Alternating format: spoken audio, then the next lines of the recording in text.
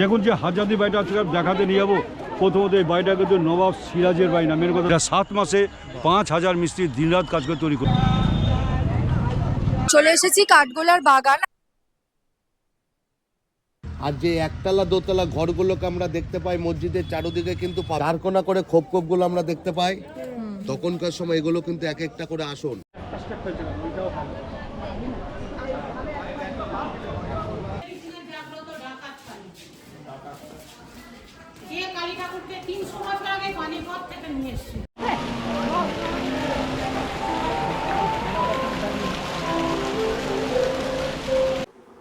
Hello everyone, good morning সবাইকে।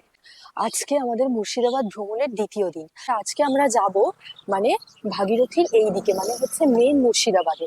কারণ কালকে আমরা একদম নৌকা পেরিয়ে চলে গেছিলাম ভাগীরথীর ওই দিকে, যেখানে গিয়ে আমরা খোশবাগ দেখেছি, তারপর মা কিরিটেশ্বরী মন্দির দেখেছি, সেটা তো তোমাদের সাথে শেয়ার করলামই।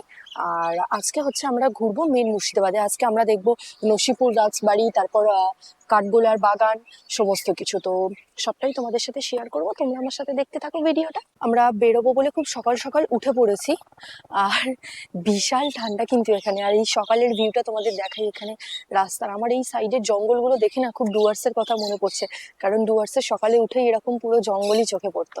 এই যে দেখো,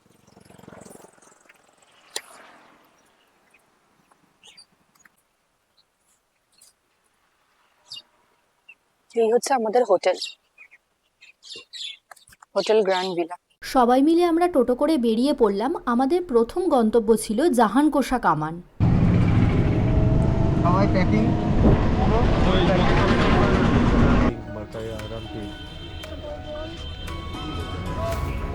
আটটা মেটালের তৈরি। জাহানকোষা যে শব্দের অর্থ হলো ডেস্ট্রয়ার অব দ্য ওয়ার্ল্ড। নবাব মুর্শিদ কুলি খাঁ ঢাকা থেকে রাজধানী মুর্শিদাবাদে স্থানান্তরিত করবার সময় এই কামানটি এখানে নিয়ে এসেছিলেন। কামানটি অষ্টধাতু অর্থাৎ 8টি ধাতু দিয়ে তৈরি করা, এবং এই কামানটির ওজন 7 টনেরও বেশি।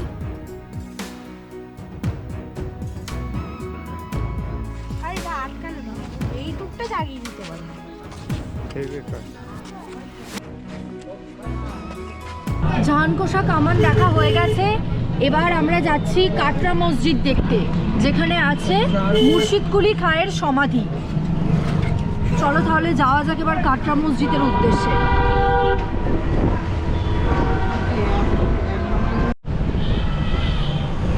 কি বলছে? ঢুকছি এখন আমরা কাটরা মসজিদে। বাবা, খুব বিশাল, যেটা হিন্দুদের মানে মন্দির ভেঙে তার মশলা দিয়ে এই মসজিদ তৈরি করা হয়েছে। এই কাটরা মসজিদে গেলে তোমাদেরকে কিন্তু গাইড নিতেই হবে, নালে কিন্তু তোমরা কিচ্ছু বুঝতে পারবে না যে কোথায় কি আছে আর কিভাবে কোনটা তৈরি হয়েছে। আর সেই জন্যই আমরাও নিয়েছিলাম গাইড, খুবই রিজনেবল প্রাইসে নিয়েছিলাম, যার ডিটেলস কিন্তু আমি লাস্টে তোমাদের সাথে শেয়ার করে দেবো। আর গাইডের মুখ থেকে মুর্শিদাবাদের এই কাটরা মসজিদের সম্পূর্ণ হিস্ট্রি তোমরা কিন্তু শুনে নাও। মুর্শিদাবাদ জেলায় পয়সা খরচ করে ঘুরতে এসছেন, এরকম দেখার 1 থেকে 76টি স্পট আছে। একে অনুসরণ করে মুর্শিদাবাদ জেলায় ইতিহাসের জন্ম। আর আপনারা এখন যেই জায়গায় ঘুরতে এসছেন, এই জায়গার নাম হচ্ছে সবজি কাটরা। আর আপনারা দেখতে এসছেন কাটরা মসজিদ। আর সবজি কাটরা নাম দেওয়ার কারণ, এই যে রাস্তা, ফুলের গার্ডেন, এগুলো কিন্তু সব নতুন। নাহলে আজ থেকে 300 বছর আগে যার নামে জেলার নাম মুর্শিদাবাদ, তার আদেশ অনুযায়ী সপ্তাহে এখানে 2 দিন সবজির মার্কেট বসতো। তার জন্য এই জায়গাটার নাম হয় সবজি কাটরা। আর আপনারা দেখতে এসছেন কাটরা মসজিদ। কাটরা ভাষাটা হচ্ছে একটি আরবি ভাষা, এবং মার্কেটে বলা হয় মানে বাজার। পাশাপাশি 2টি বড় বড় মিনার দেখতে পারা যায়, কিন্তু ইংরেজিতে ওয়াস্টার, বাংলাতে বুরুজ বলা হতো। এরকম মিনার কিন্তু টোটাল মসজিদের 4 কর্নারে 4টি ছিল। আমাদের এখানে 1897 সালে বিশাল বড় একটা ভয়ানক ভূমিকম্প হয়।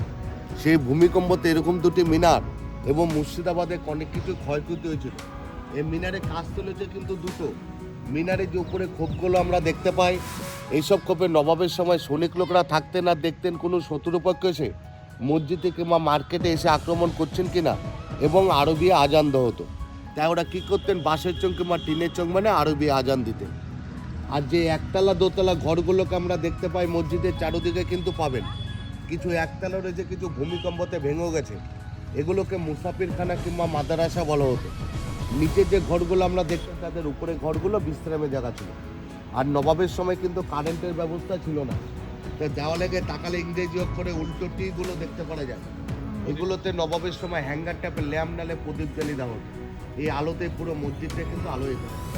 আর এই গেটগুলো সব যেমন মসজিদে ঢুকতে গেলে মাথাটা নত করে সেলাম করে ঢুকতে হতো, কারণ কি নবাবের পেটে কিন্তু সবচেয়ে বড় কথা, গোটা কাটরা মসজিদ আপনারা ঘুরে বেড়াবেন কোথাও জানলার দরজা তীর বর্গা কিচ্ছু পাবেন না, একমাত্র মুর্শিদ কুলেখার সমাধি ছাড়া। রাত্রিবেলাও তোরা সামিয়ানা টাঙিয়ে দিতেন, যেটাতে জানলার দরজা আমরা পর্দা দিই। আর যে গেটে বর্তমান আমরা এখন প্রবেশ করে এলাম, এটা কিন্তু মসজিদের ব্যাক সাইড, সামনের দিকে এখন আমরা যাব। এই যে নিচু হয়ে ঢুকতে হচ্ছে, মাথা নত করে মসজিদে। এটাই কিন্তু হচ্ছে মেন মসজিদ, যার নামে মুর্শিদাবাদ। এনার জন্ম হচ্ছে 1660 খ্রিস্টাব্দে। 1723 খ্রিস্টাব্দে মসজিদ নির্মাণ করেছিলেন। 25 খ্রিস্টাব্দে কিন্তু মুর্শিদ কুলিকা মারা গিয়েছিলেন। তাহলে তাকে দেখুন বক্সের মতো চারকোনা করে যে খোপগুলো আমরা দেখতে পাই মসজিদের চারুদিকে পাবেন ছোট বড় করে। এইসব খোপের উপরে নবাবের সময় বেলজিয়াম গ্লাস সেট করা থাকতো, এক ধরনের উন্নতি মানে কাজ। আর পিছন করে তাকিয়ে দেখুন ছোট খোপ দেখতে পাওয়া যাচ্ছে দাওয়ালের মাঝখানে, মসজিদের চারুদিকে পাবেন। এগুলোতে প্রদীপ জ্বালিয়ে দেওয়া হতো। আর উপরে যে আইটেপের আমরা দেখতে পাই এগুলোতে জ্বালিয়ে দেওয়া হতো মশাল। এর আলোটা যখন এই কাঁচের গায়ে পড়তো রিফ্লেক্ট হয়ে পুরো মসজিদটা কিন্তু আলোয় থাকতো। আর নিচে যে গোয়া টাইপের আমরা দেখতে পাই মসজিদের চারুদিকে কিন্তু পাবেন, এটা কিন্তু গোয়া নয়, এটা কি, এটা ভেন্টিলেটর রূপে কাজ করা হতো। আমরা যেমন ঘর বাড়ি করলে উপরে রাখি, এটা নিচে রেখেছে, কারণ টোটাল কাটরা মসজিদ আপনারা ঘুরে বেড়াবেন কোথাও 1 ইঞ্চি রড 1 ইঞ্চি কাঠের সাপোর্ট পাবেন না। টোটাল কাটরা মসজিদটা কিন্তু আর্চের উপরে দাঁড়িয়ে আছে। নবাবের সময় এতটাই উঁচু ছিল, একদিক দিয়ে ঢুকলে আর একদিক দিয়ে বেরাতে পারতেন, এখন কিন্তু পারবেন না, কারণ সেই ভূমিকম্পতে মসজিদটা বসে যায়, এটাকে সিল করে দেওয়া হয়। আর এই কাটরা মসজিদ কিন্তু এখন আর্ট কলেজের ডিপার্টমেন্ট সার্ভ অফ ইন্ডিয়ার হাতে। আর আমাদের বাংলাতে 1 থেকে 18 নবাবই করেছিলেন, তার মধ্যে মুর্শিদ কুলিকা কিন্তু হিন্দুর থেকে মুসলিম। এনার নাম ছিল সুদর্শন নারায়ণ মিশ্র, এনার বাবার নাম ছিল দর্পনারায়ণ মিশ্র। আবার এই মুর্শিদ কুলিকা শেষ সময় হিন্দুদের মন্দির ভেঙে নিয়ে এসে মসজিদটা নির্মাণ করেন। বাঁকুড়া বিষ্ণুপুরে গেলে আমরা দেখতে পাই ইটের গায়ে টেরাকোটা দাগ এখানে আছে, দেখতে পাবেন। আর তার থেকে সবচেয়ে বড় কথা, গোটা কাটরা মসজিদ আপনারা ঘুরে বেড়াবেন, কোনো ইটও কিন্তু এক মাপের পাবেন না, এক একটি ইট এক এক ধরনের দেখতে পাবেন, কারণ মন্দির ভেঙে মসজিদ তৈরি তারই কারণে। এগুলো পরে আমি সব খুলে বলবো। আর চারুদিকে তাকালে যে সাদা ছোপ ছোপ রঙগুলো আমরা দেখতে পাচ্ছি, এই কাটরা মসজিদে কিন্তু নবাবের সময় এরকম পুরোটাই সাদা রঙে করা ছিল। আর এইসব রঙগুলো কিন্তু তখনকারই রঙ, যার বয়স চলছে 302 বছর বয়স, 1723 আর 2025। আর সোয়াশি তাকালে সিঁড়ি দেখতে পারা যায়, সিঁড়ির উপরে উঠলে দেখতে পাবেন 2000 আসন আছে। 2000 আসনে লোক একসাথে বসে নমাজ কিংবা কোরআন শরীফ পাঠ করতেন।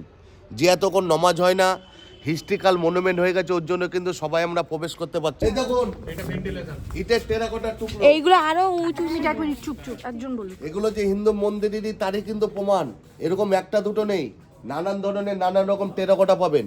এইসব প্লাস্টারগুলো উঠে গেছে বলে এইসব টেরাকোটার টুকরোগুলো দেখতে পারা যায়। আসুন, কিন্তু কোনো ভিজিটার এসে বলতে পারেনি খারাপ জায়গা। আমাদের ইন্ডিয়ার বাইরের থেকে লোক আসে, কোথাও যাচ্ছে না যাকে কাটরা মসজিদে আসে। এগুলোতে তো মানে আয়না লাগানো থাকে, ওরকম কাজ। আচ্ছা বেলজিয়াম। এই দেখুন চারকোনা করে খোপগুলো আমরা দেখতে পাই। তখনকার সময় এগুলো কিন্তু এক একটা করে আসন, আচ্ছা কোনো আসনের সাথে কোনো আসন কিন্তু মিল পাবেন না। আচ্ছা, এরকম আনুমানিক 2000টি আসন আছে। 2000 লোক এখানে একসাথে বসে নমাজ কিংবা কোরআন শরীফ পাঠ করতেন। আর তাদের গায়ে যেন রোদ জল না পড়ে তার ব্যবস্থা। উপর দিকে তাকিয়ে দেখুন প্রথম থেকে শেষ পর্যন্ত লোহার বালা ঝুলছে দেখতে পারা যায়। ওই বালার সাথে মসজিদের দুপাশে নিচের দিকে তাকালে এখনো ছোট ছোট লোহার হুক দেখা যায়। এখন যেরকম তিরপল তখন তো গুলো ছিল না, তাই চাদর ট্যাপে সামিয়ানা টাঙিয়ে দেওয়া হয়। সামিয়ানা টাঙিয়ে দিচ্ছি। সেম দেখুন চারকোনা খোপ রয়েছে দাওলে গায়ে। আমি একটু সেই মুর্শিদাবাদ এইদিকে ঘুরতে চলে এসেছি। ওই যে নিচে নিচে ভালো ভালো দেখা যাচ্ছে না, যার সঙ্গে দেখা করবো।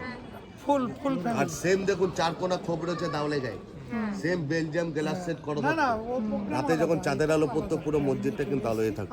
আলোকিত হচ্ছে। আর এটা কিন্তু হচ্ছে মেন মসজিদ। এরকম টোটাল 5টি গেট আছে, কোনো মসজিদে পদ্মফুল পাবেন না, কাটরা মসজিদে দেখে তুমি যাবেন। তুমি প্রত্যেকটা তুমি গেটের জয়কে মধ্যে বলে দাও। আর একটু ভালো করে ফলো করলে বুঝতে পারবেন মুর্শিদ কুলিকা পুরো কাটরা মসজিদটা কিন্তু মন্দিরের স্টাইলে তৈরি করে গেছে।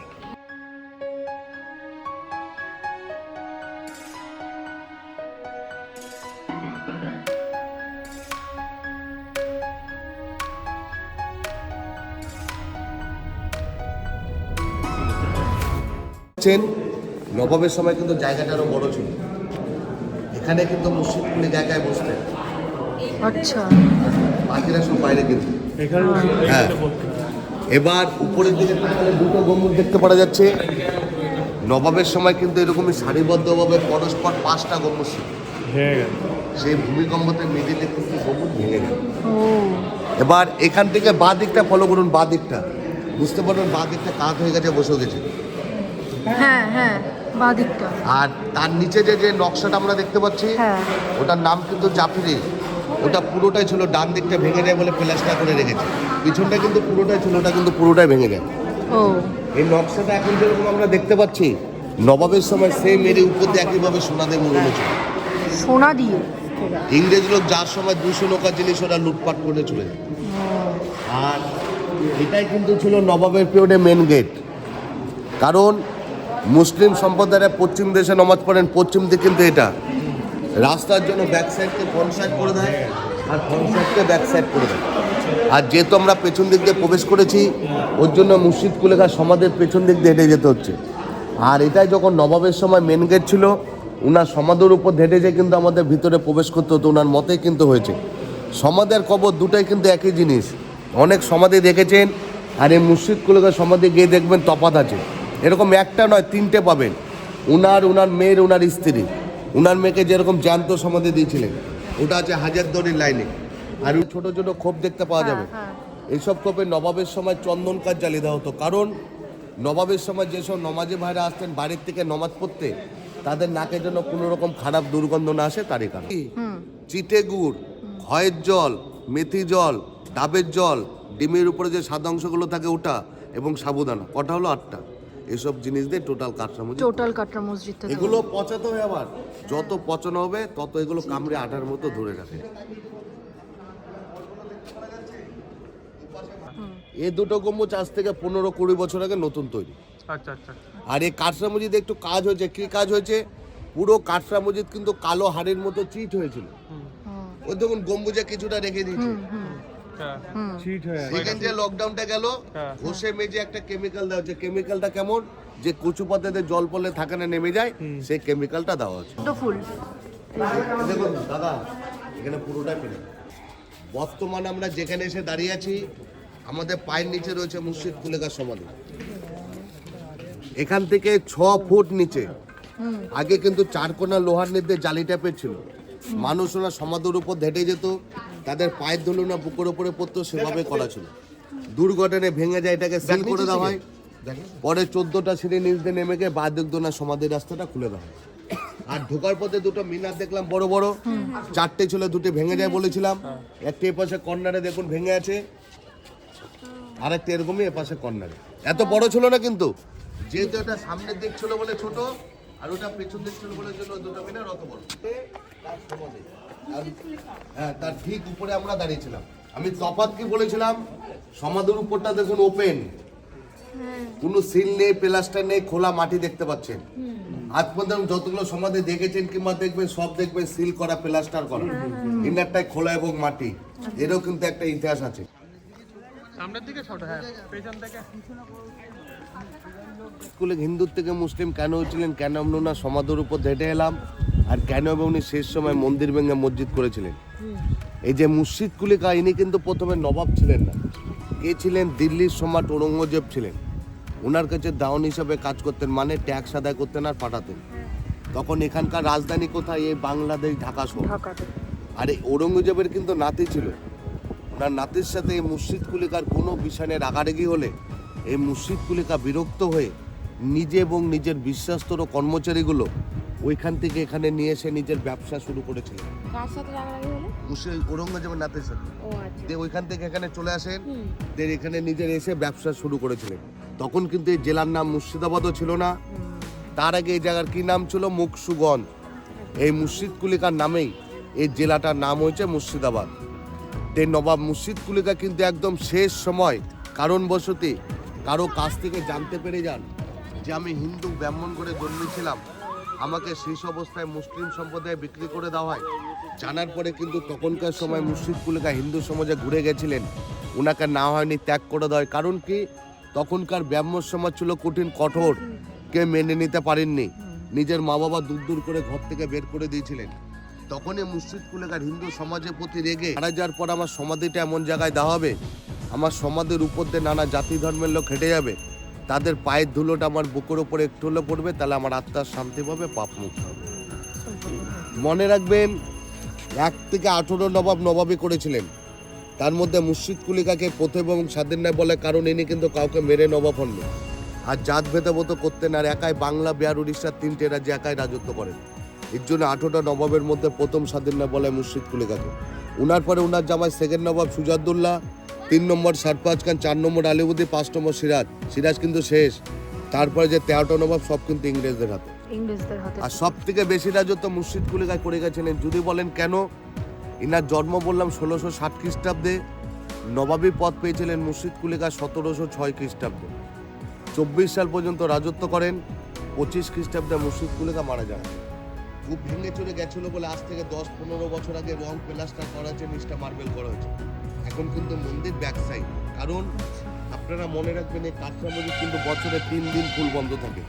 জুন মাসের 24 তারিখ ঈদ, বকরি ঈদ, এই 3টে দিন ফুল বন্ধ। আর হাজারদুয়ারি সপ্তাহে একদিন, সেটা হচ্ছে শুক্রবার। আর যে বড় মিনারটা আমরা দেখতে পাই 90 ফুট লম্বা ছিল, উপরে কিন্তু গম্বুজের মতো চূড়া ছিল, ভেঙে যায়। এখনো দেখুন নিদর্শন আছে, দেখা যাচ্ছে। হ্যাঁ, 25 ফুট চওড়া, ভেতরে সিঁড়ি আছে, কিন্তু 70টি সিঁড়ি আছে গোল রাউন্ড করে উঠতে, এখন বন্ধ করে রেখেছে। আর মিনারের গায়ে উপর থেকে নিচ পর্যন্ত যে গোল করে আই টেপের ছিদ্রগুলি আমরা দেখতে পাচ্ছি, এগুলি রাখার কারণ যে সিঁড়িগুলো আছে, উঠোর সময় যেন কোনো আলো বাতাসের অভাব না পড়ে, তারই কারণে। আর এই যে কাটরা মসজিদের ইঞ্জিনিয়ার ছিলেন, ইঞ্জিনিয়ারের নাম কি ছিল? মুরাদ সারফারাজ খান। আইগুলো সিঁড়ির সাথে এমনভাবে টাচ আছে, আপনারা ভিতরে প্রবেশ করে যাবেন, আপনাদের কোনো আলোর দরকার পড়বে না। আপনারা গোল গোল করে উঠতে থাকবেন, আপনাদের বাড়ির আলোতে টপে তুলে দেবে। মা সরস্বতীর বীণা, হ্যাঁ, এর দেখুন পাশের একটি রয়েছে আলাদা, এর দেখুন এখানেও আছে, এর দেখুন ভাঙা একটি রয়েছে আলাদা, এর দেখুন এখানে আর একটি রয়েছে বাঁশি আছে, এরকম অনেক আছে, অনেক অনেক।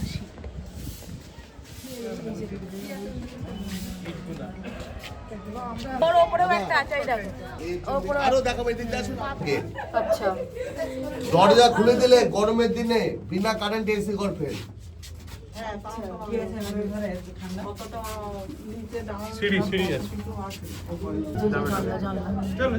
টোটন দেবনাথ।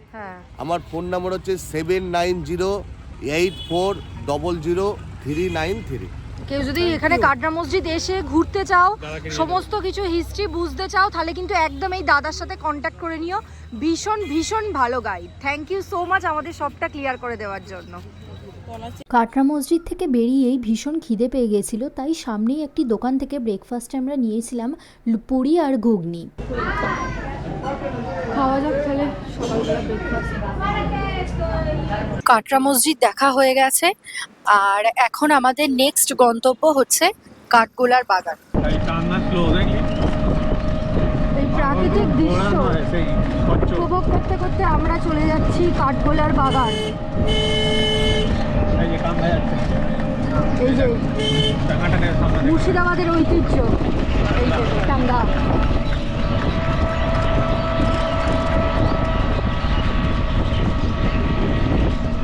চলে এসেছি কাঠগোলার বাগান, আর এই যেই প্রবেশ পথটা দেখছো, এটাকে কিন্তু বলে নহবত। একবার দেখাও প্রবেশ পথটা। কাঠগোলার বাগানে এখন যাওয়া হচ্ছে। এই যে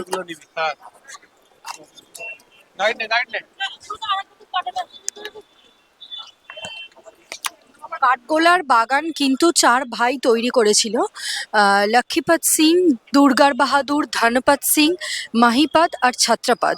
এই 4 ভাই মিলে কিন্তু কাঠগোলার এই বাগান বাড়িটা তৈরি করেছিলেন, আর ওনারাই এখানে থাকতেন। এবার ওনাদের রানীরা যারা আছে তারাও কিন্তু এখানে থাকতেন। ওনাদের মূর্তিগুলো আমি তোমাদেরকে দেখাবো, একটু ওই দিকে গেলে দেখা যাবে, মানে বাগানে ঢুকেই একদম সামনেই মূর্তিগুলো দেখা যাবে। ওই যে এই যে মূর্তিটা দেখছো, এটা হচ্ছে রাজা জগৎপত সিং দুর্গার বাহাদুরের মূর্তি। বাগানে ঢুকলেই এরকম মূর্তি কিন্তু তোমাদের চোখে পড়বে। ইনি ছিলেন ছত্রপত সিং দুর্গারের পুত্র। এরম সাওয়ার মূর্তি ঘোড়ায়। এখানে একটা এন্ট্রান্স টিকিট কাটতে হবে, কেটে ঢুকতে হবে। এটা হচ্ছে এন্ট্রি ফি আছে 40 টাকা করে, মানে পার পার্সন 40 টাকা করে টিকিট কেটে দেন আমরা ঢুকবো।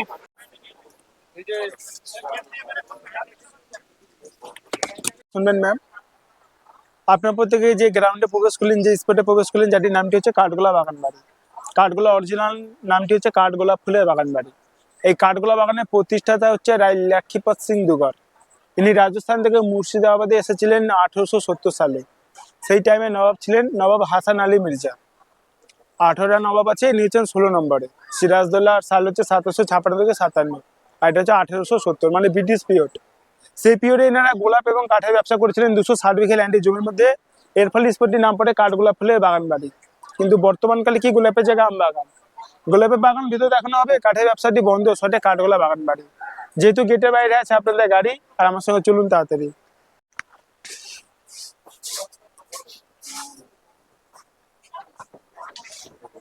আপনারা প্রত্যেকে যে গ্রাউন্ডে প্রবেশ করলেন, এই যে মডেল, এটাকে অনেকে মনে করে কাঠগোলা বাগানে কাঠের কাজ, কিন্তু সম্পূর্ণ হচ্ছে বেলে পাথর, রাজস্থানী মডেল। এটা বেলে পাথরের কাজ, পাথরে।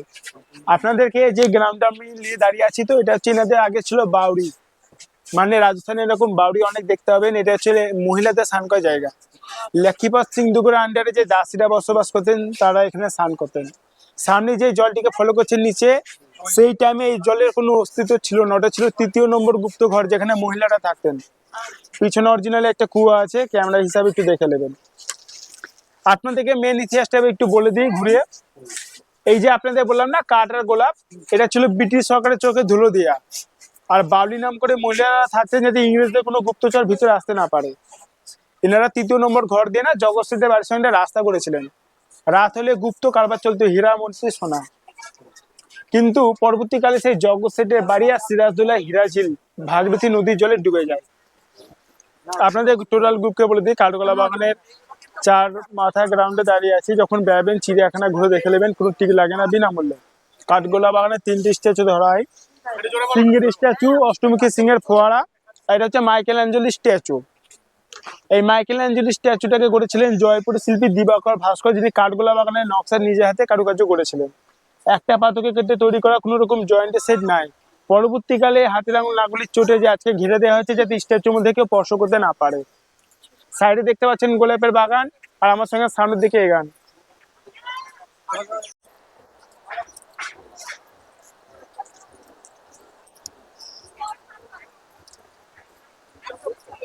বর্ষাকালে কি ওটা জল উঠে যায় বলো?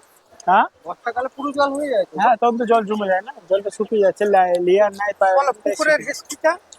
স্নান করতে হবে খুব। এই আসো এদিকে। না ফুটবলে বলো, একটু জোরে বলবে। না ঘুরে পাও। এগিয়ে আসুন। আমরা ভিতরে প্রবেশ করব, ভিতরকে ক্যামেরা চালু করবেন না। প্যালেস বাড়ির ভিতরে যখন প্রবেশ করবো ক্যামেরা বন্ধ রাখবেন। কাঠগোলা বাগান ফোনটা বন্ধ, পুরো ক্যামেরাই বন্ধ পুরোপুরি। বিশেষ করে আপনাদের বলে দিই যে কাঠগোলা বাগান প্যালেস বাড়ি দেখতে পাচ্ছেন তো, 75 ফুট উঁচু। এই প্রতিটি গম্বুজের নকশা দেখবেন ব্রিটিশদের মুখের স্ট্যাচুতে ভরা। কাঠগোলা বাগানের 14টা সিংহের স্ট্যাচু, আর দেখবেন গেটের মাথার উপর ইস্ট ইন্ডিয়া কোম্পানির সিম্বল। এনারা ব্রিটিশ সরকারকে শো দেখেছিলেন যে ব্রিটিশদের আন্ডারে আমরা বসবাস করি, তার জন্য দেখতে পাবেন সামনে বেদি আর চলুন দিদি। থেকে বলে দিই, এটা নিশ্চয় যেটা দেখালাম আপনাদের, সেটা হচ্ছে ঐতিহাসিক স্পট। আর উপর তলাটা হচ্ছে সব সিরিয়াল শুটিং স্পট। এই যে ছিল রাজা বলদেগা মাকি, আমি সাইজে বেগম, প্রফুল্ল, তাপেন মহাপে, দেখেন বাবু, রানী রাসমণি, সব উপর তোলা করা হয়। বিশেষ করে আপনাদের যে প্লেটগুলো ভিতরে দেখতে পেলেন না, প্লেট ছিল আগেকার দিনে, প্লেট ব্যবহার হলে না দ্বিতীয়বার ফেলে দিতেন। প্লেটকে টুকরো টুকরো করে আগে না মডেলিং তৈরি করা হতো, বিশেষ করে এসব প্লেটের টুকরো মডেলিং। মাটির তলাতে ছিল পিতলের পাইপলাইনের বৈশিষ্ট্য, একটা টবে জল ভরলে বাকি সমস্ত পাইপে জল পৌঁছে যেত। এখানে আগে কালো গোলাপ ফুলে চাষ করা হতো। কালো গোলাপের উপর সিঙ্গল স্ট্যাচু রাখা হতো ইংরেজ সরকারকে খুশি করানোর জন্য। প্রকৃতপক্ষে ছিল ওটা ওনাদের বোকা বানানোর একটা রাস্তা। আর এই যে আগেকার দিনে প্যালেস ঘাট, এর আগে ছিল সান ঘাট, চারিকোণে সিধুবাঁধানো গম্বুজ ঘর দেখতে পাবেন। এখানে আগে খোঁজা হিজড়ে সৈনিক পাহারা দিতেন, যাতে রানীমারা মানে স্নান করার টাইমে পুকুরের ঘাটে যাতে কেউ চট করে প্রবেশ করতে না পারে। পরবর্তী ঘাটে প্যালেস ঘাট রঙিন মাছ পোষা হয় দর্শকের মনোরঞ্জন করার জন্য। আজকের দিনে কি পুকুরের জলটি শুকিয়ে যাচ্ছে, ঝুঁকতে গেলে দেখা যায় কোনায় কোনায় কাদা। আর চলুন বর্দা, এবার শুরু করি। মাছগুলো বলবো, মাছ ইতিহাস আছে। সামনে যে গণেশজির বিগ্রহ দেখতে পাচ্ছেন, ইনার হচ্ছে নাগেশ্বর গণেশ। ইনার সব থেকে ধুমধাম পুজো বোম্বে করা হয়। রাজস্থানের বাসিন্দা বিগ্রহগুলি স্থাপিত করে গেছেন। আর দিদিমণি যে লম্বা বড় বিল্ডিং হলুদ কালারের, এটা ছিল এনাদের রান্নাঘর, আজকের দিনে পুলিশ ক্যাম্প এটা, আর এবং অফিস রুম। এনারা মারোয়ারিতে মাছ পুষতেন। মাছ পোষার ফলে মাছের সাইজ হতো 2.5 থেকে 1.5 মণ। এই মাছ মোড়ে ভেসে উঠলে গার্ডেনে সমাধি দিয়েছিলেন, আর সমাধির উপর মাছ স্ট্যাচু করেছেন। মাছের সমাধি দেওয়া এগুলো সব। আমরা দাঁড়িয়ে আছি, গাছটিকে অনেকে বলবেন আমজাম কাঁঠাল, কিন্তু গাছের নামটি চাপা। এটা বাইরে থেকে লাগে মোটা, কিন্তু ভেতরটা আসলে ফাঁপা। গাছটির নামটি হচ্ছে শ্বেত চাপা। এগিয়ে আসুন। ये বাংলা বিহার নাম হয়ে যায় গাছটি। গাছের উপর বাজ পড়ে যায় হালকা উপর, গাছটি 3 ভাগে বিভক্ত হয়ে যায়। 3টে নাম, বাংলা, বিহার, উড়িষ্যা। মূল ঠিক আছে, গাছটি বেঁচে আছে, ডালের পর ডাল উঠে গেছে। গাছটির নামটি শ্বেত চাপা। এই যে 2 ধারে সিংহ দেখতে পাচ্ছেন, এটা হচ্ছে লাস্ট গেট। এরপর ইংরেজরা প্রবেশ করতেন না, কারণ ওনারা ছিলেন খ্রিস্টান।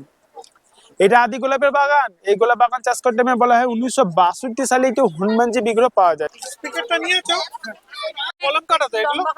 এই হচ্ছে সেই গোলাপের চাষ। এই বাগানবাড়ির ভিতরেই রয়েছে জৈন সম্প্রদায়ের আদিনাথ টেম্পল, যা সাদা মার্বেল পাথরের তৈরি এক সুন্দর নিদর্শন। এই যে সুন্দর জায়গাটা দেখতে পাচ্ছ, এটা কিন্তু তখনকারের নাচঘর ছিল, যেখানে বিখ্যাত বাইজি হীরাবাই এক রাত পারফরমেন্স করার জন্য নিত 5000 স্বর্ণ মুদ্রা।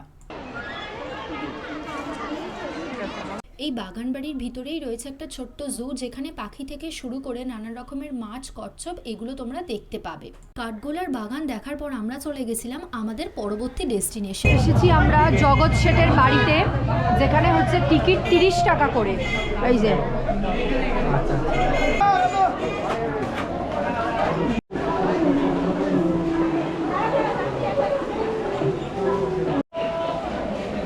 এই জগৎ শেঠের বাড়িতে কিন্তু মাটির তলার গুপ্তঘর দিয়েই প্রবেশ করতে হয়। জগৎ সেটের বাড়ি কিন্তু আমরা সম্পূর্ণ ঘুরে দেখলাম। যেহেতু ভিতরে ক্যামেরা অ্যালাউ নেই, সেই কারণের জন্য ভিতরে কোনো ক্যামেরা করা যায়নি। আমি তোমাদেরকে বাইরেটা দেখালাম। আর ভিতরে মিউজিয়ামের মতো সমস্ত কিছু সংরক্ষণ করে রাখা আছে, খুব সুন্দর লাগবে এলে।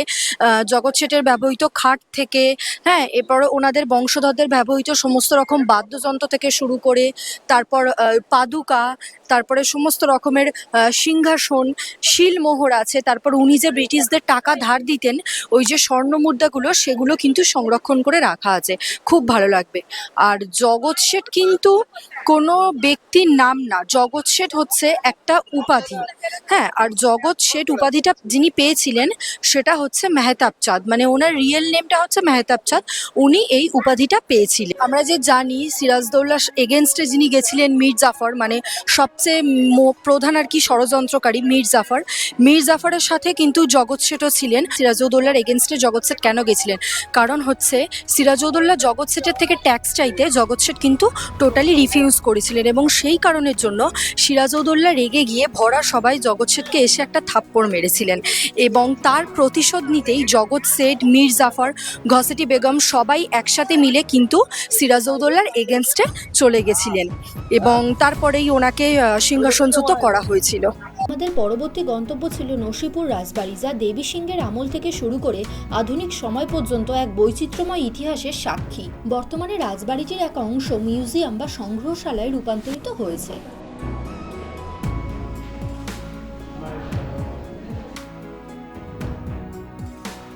এই নসিপুর রাজবাড়ির বেশ কিছু অজানা ইতিহাস আমি এই ভিডিওর মাধ্যমে তোমাদের সামনে তুলে ধরবো, যা তোমরা এখানকার এই গাইডের মুখ থেকে শুনে নাও। পয়জন কম থাকলে জারের কালারটাকে চেঞ্জ করে দিত, আর বেশি থাকলে ফেটে যেত। গ্যাস লাইটের পিলার বেলজিয়াম গাছ দিয়ে ঘেরা ছিল, ওপর নিচে প্ল্যাটফর্ম।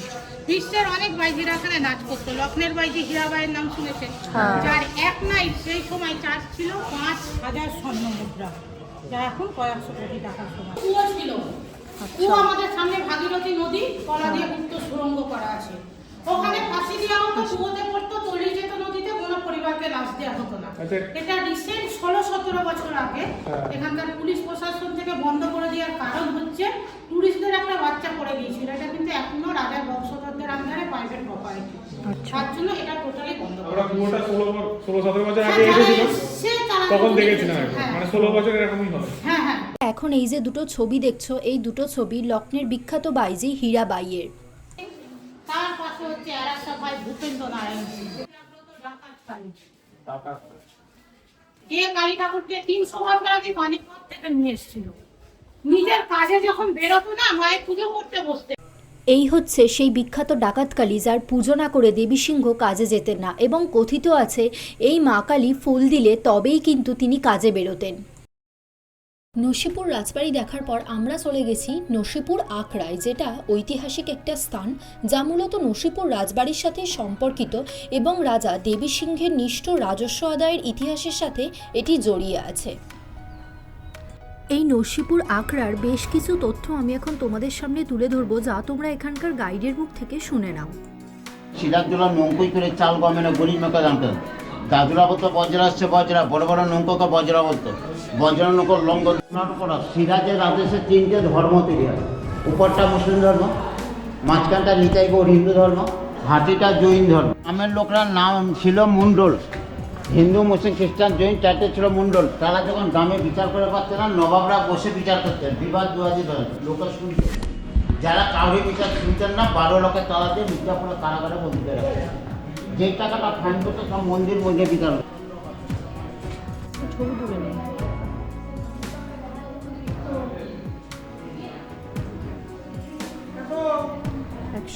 শহীদ কোথাও গেলে বিদেশ কাগজের ভিসা না, সব এই পকেটে লাগানো থাকে। সব দেশে ফ্ল্যাগ দেওয়া আছে।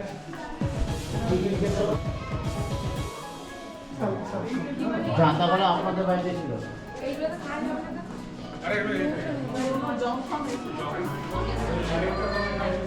এটা ডে লাইট, এটা বিয়েতে ব্যবহার হয়। আর লাইট খারাপ হলে লাইটের বাজে দিতে হবে।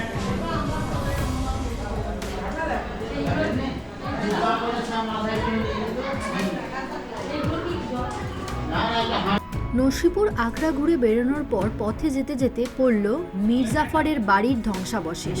মীর জাফরের বাড়ি, নবাব মীর জাফর তার পারিবারিক ঐতিহাসিক 1100 কবরস্থানে এবার আমরা ঢুকবো। পিছনে আছে ওরা।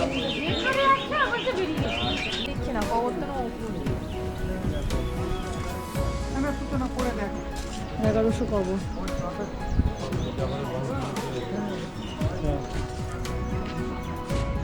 কি বলছো মা? আরে বাবাই তো ভেতরে আছে, ও তো আসতে চাই, ও তো আসতে চাই।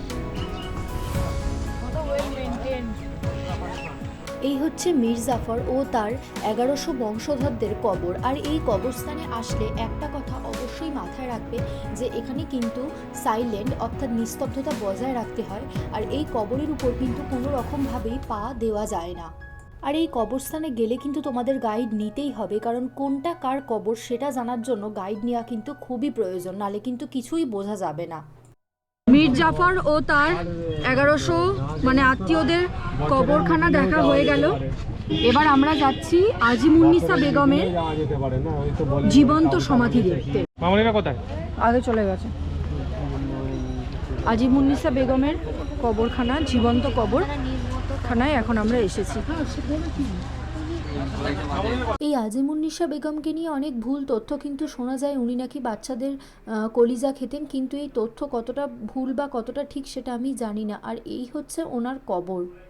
বেগম আজিমুন্নিসার কবর দেখার পর আমরা চলে গেছি রাস্তার ধারে একটা ভাতের হোটেলে লাঞ্চ করতে, যেখানে আমরা সবাই নিয়েছিলাম ননভেজ থালি। আর আমি নিয়েছিলাম মাছের মাথার ঝাল, আর মাছের মাথার পিসটা দেখো বেশ অনেকটাই বড় দিয়েছে। আর তারপর লাঞ্চ করে আমরা একদম চলে গেছিলাম আমাদের নেক্সট ডেস্টিনেশন হাজারদুয়ারির উদ্দেশ্যে। এখন ঢুকবো আমরা হাজারদুয়ারি প্যালেসে, যেখানে আছে 1000টা দরজা, যার মধ্যে 900টা দরজা হচ্ছে একদম রিয়েল, আর 100টা হচ্ছে কি যে ফলস। দেখিয়ে দিই একবার হাজারদুয়ারির ভিউটা। এই যে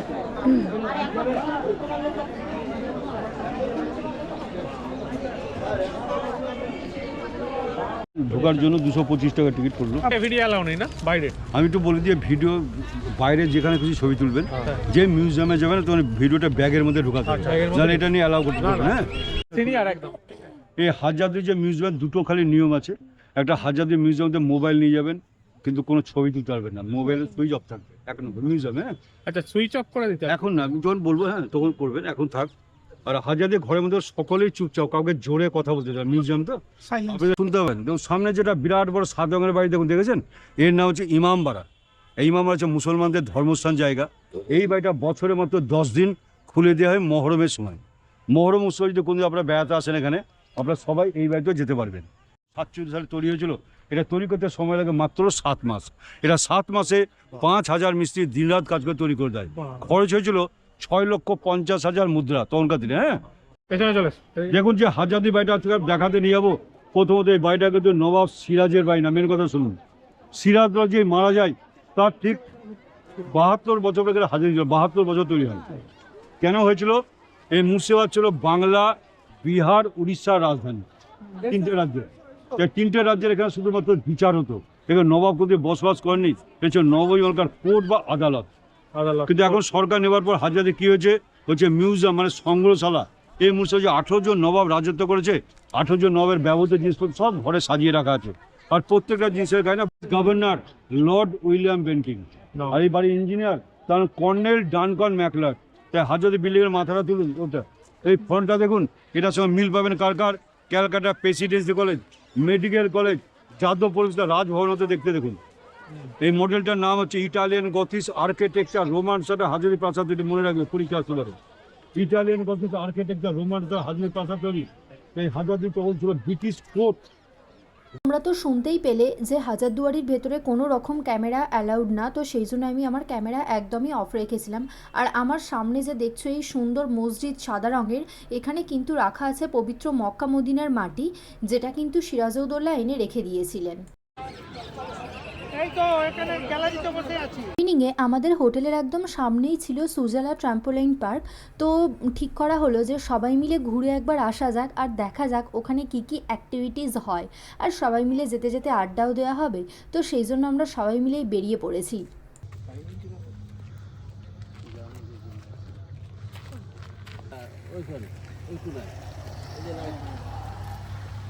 এটা একটা অ্যাক্টিভিটি।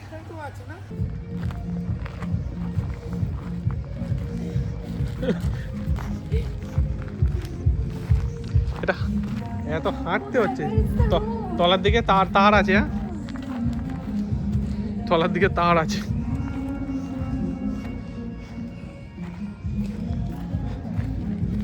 বাবা, মহা ফেসাতে ফেসেছি। ইয়ে বাবা, ওই সময় বিশাল ফেসেছি আমরা। না না, এইখান দিয়ে গলে যেতে পারবি। যখন হাঁপিয়ে যাবে এইখান দিয়ে গলে যাবে। একটু হাঁটি। তো এই অ্যাক্টিভিটিটা করতে কিন্তু বেশ মজা লাগছিল, কিন্তু এতটা হাঁটা, এই যে আমার হাজব্যান্ড তো একদম বেরিয়ে চলে গেছে, আর এই যে আমি আর কোয়েল এখানে হেঁটে হেঁটে যাচ্ছি। আর তোমরা এতক্ষণ ধৈর্য নিয়ে নিশ্চয়ই দেখতে পারবে না, তো সেই জন্য আমি স্পিডটা একটু বাড়িয়ে দিয়েছি আর আমরা তাড়াতাড়ি করে এখান থেকে হেঁটে বেরিয়ে গেলাম। যাই হোক, হাঁটার জন্য কিন্তু খুবই ভালো। অ্যান্ড এরপর আমরা নিজেদের গাড়ি নিয়ে একটু বেরিয়েছিলাম মুর্শিদাবাদ ঘুরতে। তবে খুব একটা ঘুরিনি, আর গেছিলাম হাজারদুয়ারি প্যালেসের সামনে। আর রাতের বেলা হাজারদুয়ারি প্যালেসটা দেখতে যাই, এতটা সুন্দর লাগে, সত্যি না গেলে হয়তো বুঝতেই পারতাম না। কিন্তু সমস্ত কিছুতেই চাবি দেওয়া ছিল, তালা বন্ধ করে দিয়েছিল, যেহেতু অনেকটাই রাত হয়ে গেছে। এই তো আমি ভাবছি বিশাল বড় পার্ক।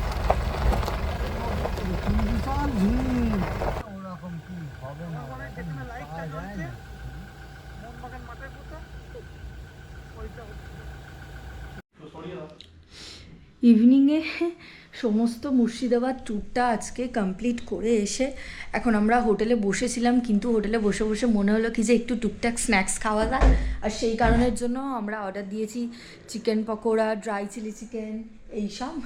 তো এগুলো এখন খাওয়া হবে। এই যে চলে এসেছে আমাদের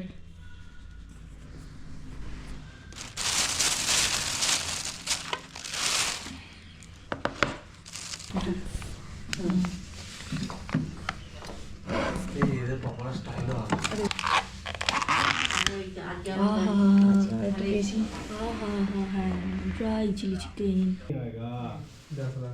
ওইটা উঠাও, ওইটা উঠাও। কালকে একটা সস কালকে একটা সস নিচে ছিল। এটা খাওয়া এখানে। ফিশ ব্যাটারটা যেরকম এটা হয় কোটিংটা ওরকম কোটিং।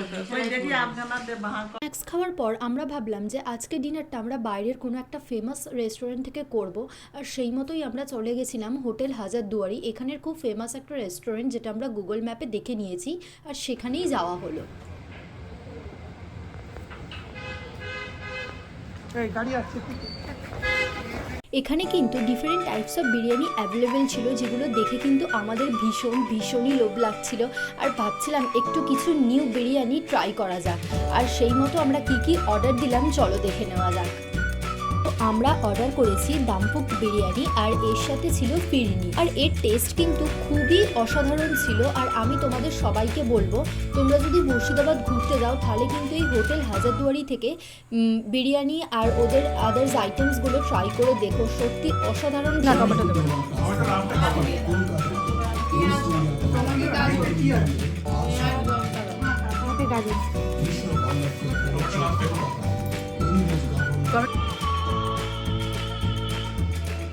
Creamy texture. যাই হোক, আজকের আমার এই মুর্শিদাবাদের ভিডিওটা তোমাদের কেমন লাগলো আমাকে কিন্তু অবশ্যই কমেন্টে জানিও। আর নেক্সট পার্টে কিন্তু আমি নবদ্বীপের পুরো ব্লগ শেয়ার করব, আর তারই কিছু গ্লিমস আমি এখানে দিয়ে রাখলাম। So don't forget to subscribe my channel. And চলো টাটা, দেখা হচ্ছে নেক্সট ভিডিওতে। ও হ্যাঁ, যাওয়ার আগে কিন্তু একটা লাইক করে দিয়ে যেও।